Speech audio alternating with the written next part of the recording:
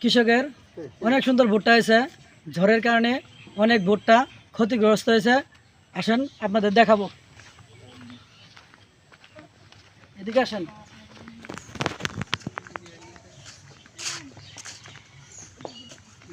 ভুট্টাকে ধরেন, দেখেন কৃষক ভাইয়ের অনেক ক্ষতি হয়েছে ভুট্টা, যার কারণে কৃষকের মাথায় হাত। অনেক কষ্ট করে পরিশ্রম করে ফসল ফলিয়েছিল, অনেক সার বীজ কিনে খরচ করেছে, ঝড়ের কারণে অনেক ফসল নষ্ট হয়ে গেছে।